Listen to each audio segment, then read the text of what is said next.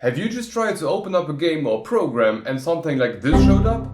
Well, that's called a missing DLL error and sucks, because it won't let you start up your program until we provide the missing DLL file. But don't throw your PC out the window yet, cause we have two ways of fixing it.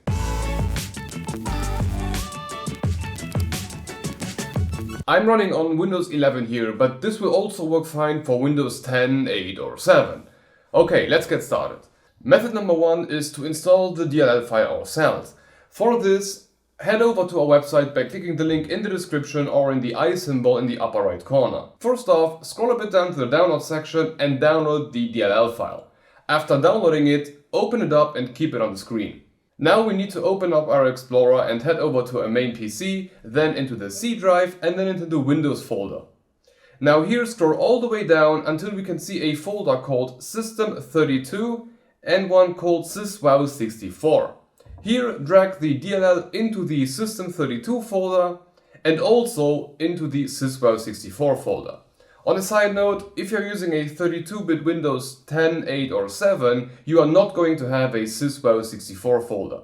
In that case, you can just skip that step. Now you can close all of these windows and restart your PC, and after a fresh restart of your PC, the program that was showing you the DLL error should now be detecting the DLL correctly and open up just fine. But there are instances where the program just doesn't want to find the DLL. There are. And for these cases, we have a method number two. There is a package from Microsoft themselves called Visual C++ Redistributable that contains the DLL and should fix the error if it hasn't been done before. So let's go back to our website with the method 2 link in the description or the I symbol in the upper right corner.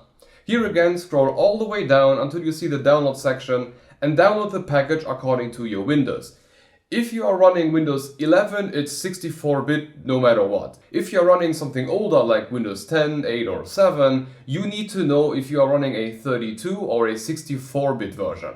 To find it out, simply open up your Start menu and search for System with the subcategory Control Panel. Once opened, we can find the bit amount in the same line as System type. And then back on our website, choose the file according to your system. 64-bit for 64-bit users and 32-bit for 32-bit users. Once downloaded, open the installer, check the mark saying I agree, click on install and just wait until the installation is finished. Once everything is done, just like before, restart your PC and the program should start up just fine and you can do whatever you want it to do. Okay, I hope you got your problem resolved and you can now use whatever program you wanted to use. I know a bit which program can cause which DLL errors, but I would love to know for every DLL, so please let me know what exact program as a comment down below. And if you encounter a DLL error that has not been featured on the channel yet, don't be shy, just write a comment down below and I will add it to my to-do list. Anyway, I hope you enjoyed it and if it helped, leave a like, make sure to be subscribed with the bell icon to not miss the next video and have a look at one of these totally random videos.